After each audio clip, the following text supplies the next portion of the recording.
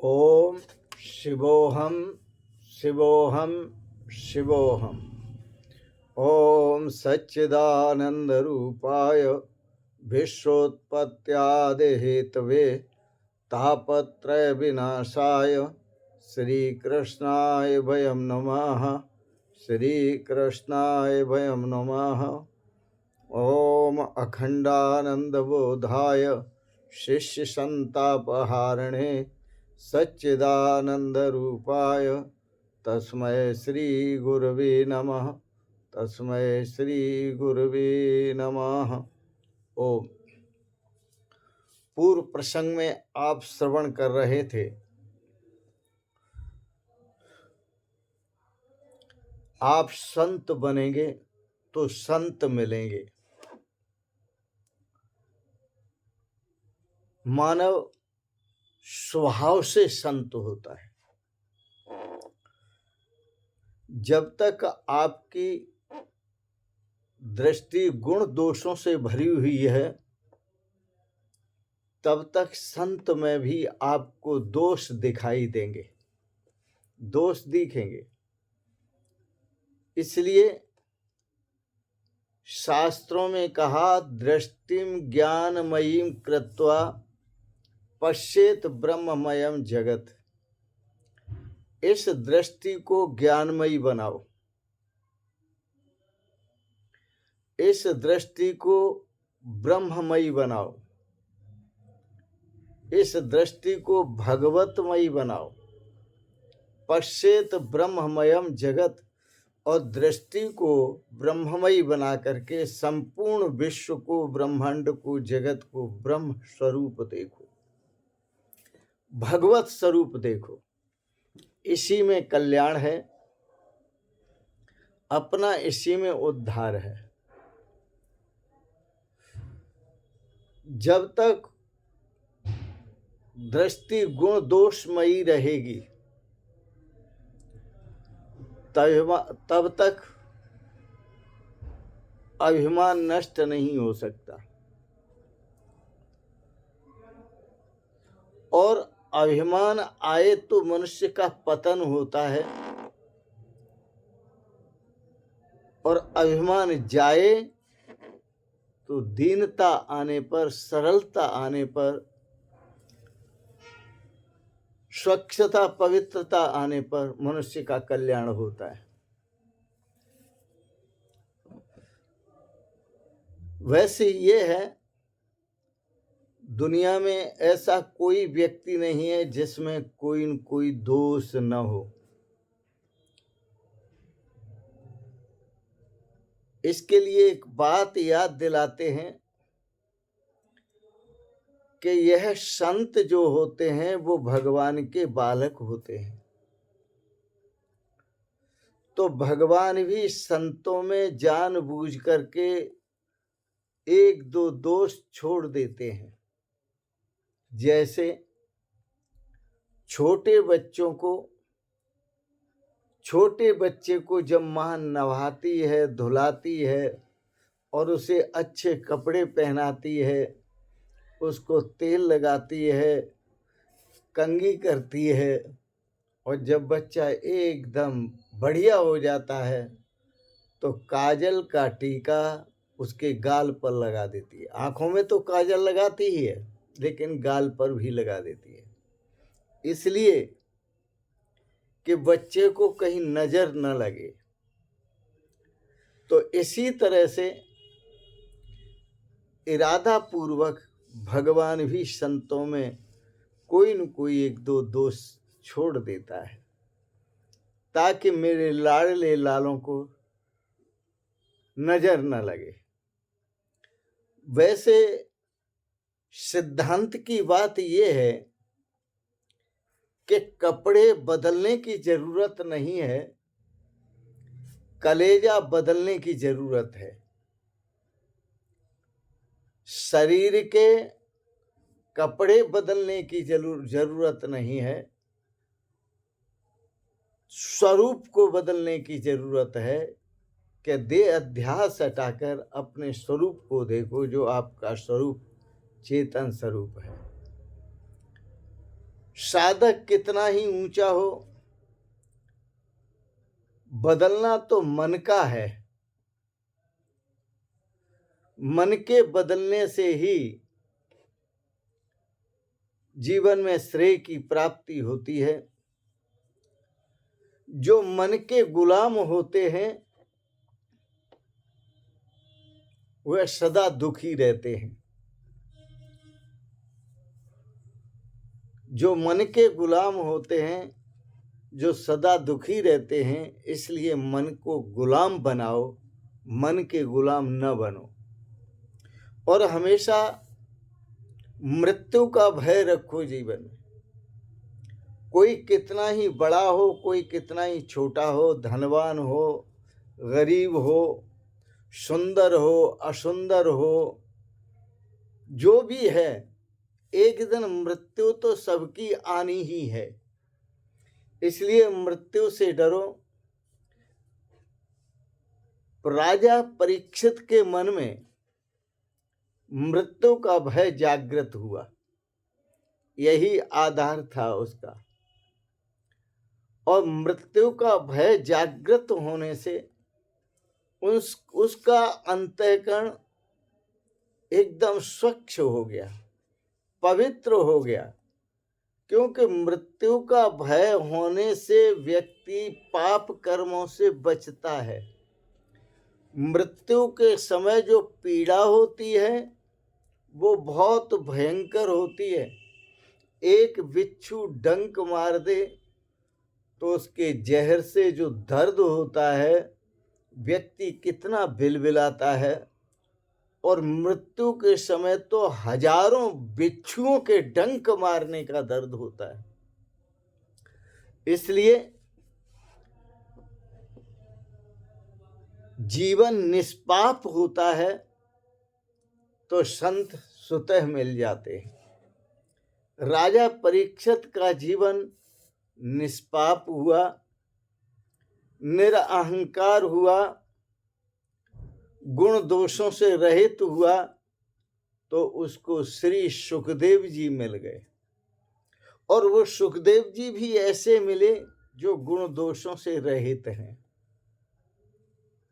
जिनके बारे में कहा जाता है संबंध में, कोपीन बनते खल भाग्यवंते।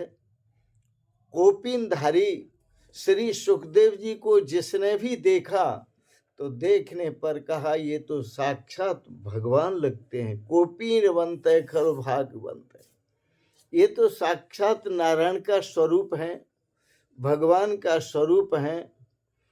संसार का लक्ष्य न रखो, परमात्मा का लक्ष्य रखो। संसार को न देखो, परमात्मा को देखो।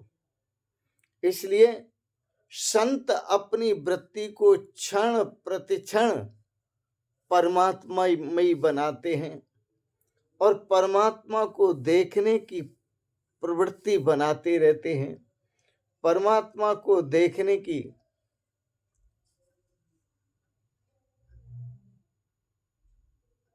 लालसा में वो अपने जीवन को सुधारते रहते हैं। जिनका मन सुधरा हुआ है वही संत हैं। जिनका मन बिगड़ा हुआ है वो अभी असंत हैं। मन कहाँ बिगड़ता है? मन पद के पीछे बिगड़ता है, पदार्थ के पीछे बिगड़ता है, वस्तु के पीछे, व्यक्ति के पीछे, धन संपत्ति के पीछे मन बिगड़ता है। तो यह जो मन जिसका सुधरा हुआ है वही संत है। मन जिसका बिगड़ा हुआ है वही दुष्ट है। आत्मा साक्षी विभुपूर्ण एको मुक्तश्चिद क्रिया। इसके लिए एक गणित दिया वेदों में। यदि आप देखना चाहते हैं कि आपका मन बिगड़ा हुआ है या सुधरा हुआ है, तो इसके लिए आप स्वयं साक्षी हो। आपकी आत्मा ही साक्षी है कि आप गलत कर रहे हो या सही कर रहे हो। आप अपने से पूछो। तो आत्मा साक्षी आपकी आत्मा ही साक्षी है परमात्मा के मिलन में कि मेरे अंदर परमात्मा के मिलन की पात्रता आई या अभी नहीं आई। मेरा मन पवित्र हुआ या नहीं हुआ। क्षण प्रतिक्षण परमात्मा का लक्ष्य रखो और हर समय सावधान रहो। तो मन को सुधारने की जरूरत है। न तो जगत बिगड़ा है, न आप बिगड़े हैं। जो बिगड़ा है वो मन ही बिगड़ा है। मन के जिसका मन बिगड़ा हुआ होता है उस मनुष्य को बिगड़ा हुआ कहा जाता है। जिसका मन सुधरा हुआ होता है उस मनुष्य को सुधरा हुआ कहा जाता है। इसलिए मन के मते न चालिए, मन पर अंकुश रखो। मन पर अंकुश रखो। यदि मन शुद्ध है तो आपका चरित्र शुद्ध है। यदि मन शुद्ध है तो आपका भाव शुद्ध है। यदि मन शुद्ध है तो आपकी भक्ति शुद्ध है। यदि मन शुद्ध है तो आपके स्वरूप में भगवान शुद्ध भगवान उतर आते। जो परमात्मा शुद्ध है वह परमात्मा आपके स्वरूप में दिखाई देते हैं। तो मन सुधरता है मनुष्य का। जब मन सुधरता है तो उसकी मृत्यु सुधरती है। जब तक मन नहीं सुधरता तब तक मृत्यु नहीं सुधरती। तो मन बिगड़ता है तो मृत्यु भी बिगड़ती है।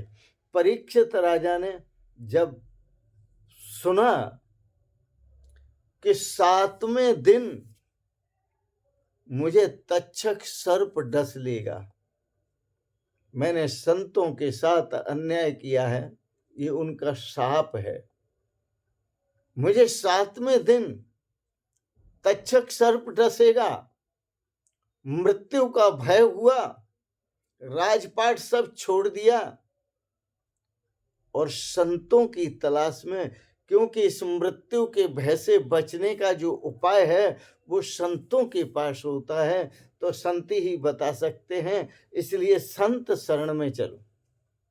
सब कुछ राजपाट त्याग करके और गंगा किनारे शुक्र ताल में आकर के राजा परीक्षित बैठ जाते हैं। संत महापुरुषों से विचार करते हैं।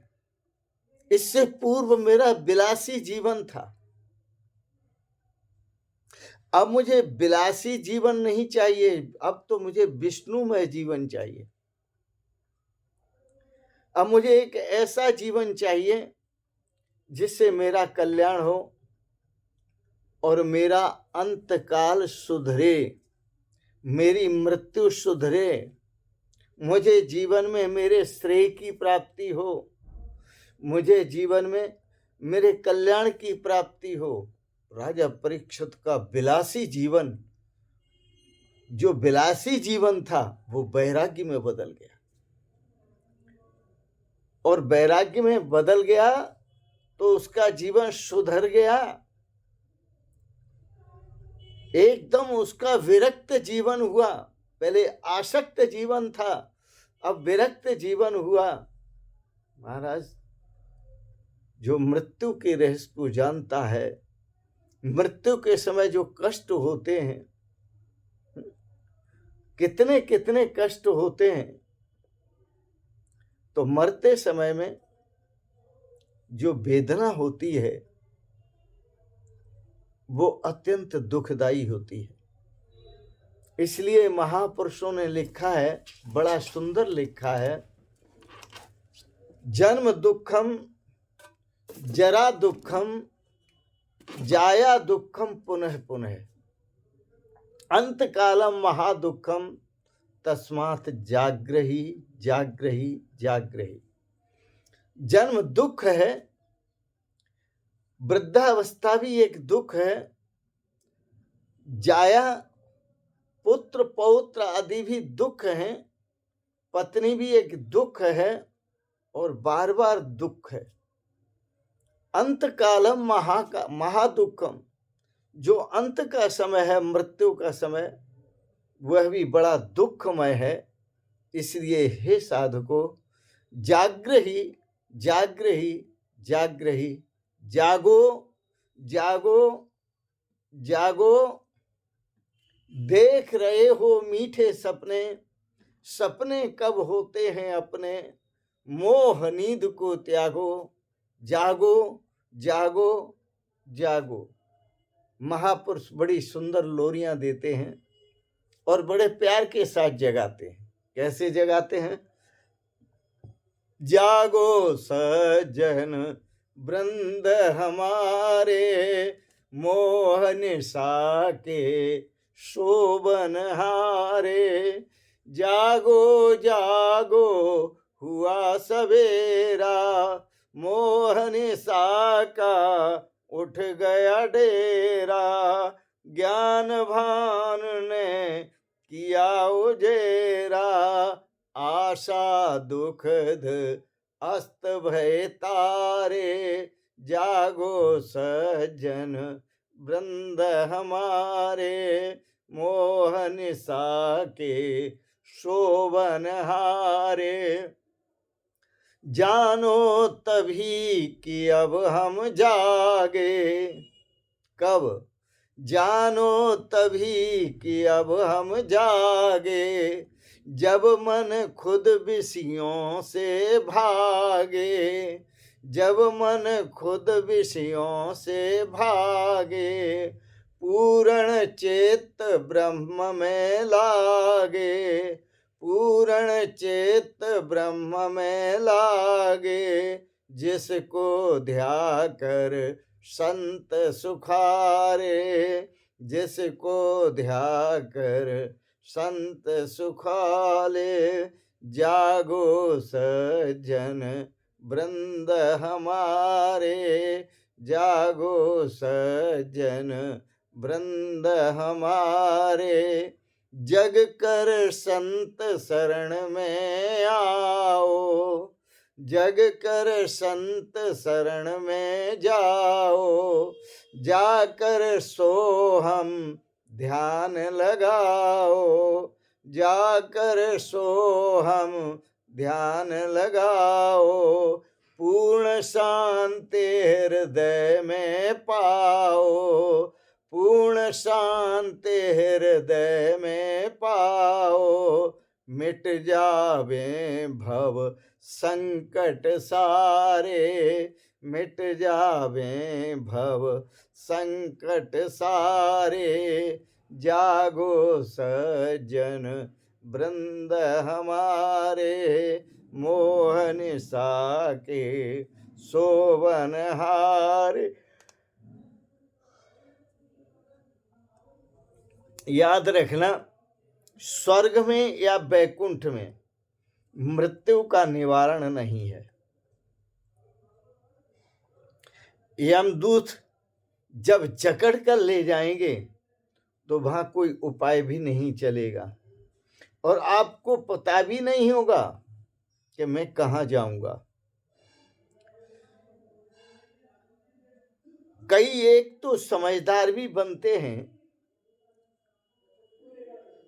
जो मंडी सब्जी मंडी में जाते हैं, थोड़ी सी सब्जी खरीदनी होती है, वहां पर बहुत सारे विचार करते हैं, जगह जगह हर दुकानदार के पास जाते हैं। जरा सी सब्जी खरीदने के लिए कई जगह भाव करते हैं और फिर सब्जी खरीदते हैं जहां से मन करता है। परंतु उस अनमोल परमात्मा को प्राप्त करने के लिए यह संत महापुरुषों की जो मंडी लगी है, यह बहुत कम लोग जाते हैं और संतों से, दुकानदार संत हैं, इनसे पूछते ही नहीं। जाते भी हैं, सामने से गुजर जाते हैं। हाँ, पूछते हैं, लेकिन अपनी चॉइस के अनुसार पूछते हैं। तो चॉइस के अनुसार पूछते हैं, तो जो सब्जी के लिए नाना प्रकार का विचार करते हैं, इसी तरह आप फिर सब्जी खरीदते हैं जहाँ से मन करता है। इसी तरह उस परमात्मा की प्राप्ति के लिए नाना प्रकार से विचार करो, संत महापुरुषों के पास जाओ, उनसे भाव पूछो, कैसा भाव होना चाहिए परमात्मा की प्राप्ति के लिए, क्योंकि शास्त्रों में कहा भावो विद्यते देवः। परमात्मा का भाव, परमात्मा का वास आपके भाव में है। यदि आपके पास सुंदर भाव है तो आपके भाव में ही परमात्मा विराजमान है, और यदि सुंदर भाव नहीं है, संसारी है, तो फिर परमात्मा विराजमान नहीं, प्रपंच विराजमान होगा। इसलिए आप अपने मन को एकदम स्वच्छ और पवित्र बनाएं। मैंने कहा था आपका मन संत बनेगा तो आपको संत मिलेंगे। अपने मन को संत बनाओ और संतों से मिलो, तो संत आपको सुंदर उपदेश के द्वारा उस परमात्मा स्वरूप का बोध कराएंगे, जिससे आप अपने जीवन में कल्याण को प्राप्त होंगे। बोलो वृंदावन बिहारी लाल की जय, सच्चिदानंद भगवान की जय। आज के प्रसंगत आपने बड़े प्रेम और श्रद्धा से जो सत्संग श्रवण किया श्रीमद् भागवत पर, इसके लिए बहुत बहुत अनुग्रहित हैं। और एक बात जरूर कहेंगे, वह ये कि सुंदर जीवन जीने के लिए मेरी आपके प्रति बहुत बहुत शुभकामनाएं, बहुत बहुत आशीर्वाद और बहुत बहुत प्रणाम। शिवोहम शिवोहम शिवोहम।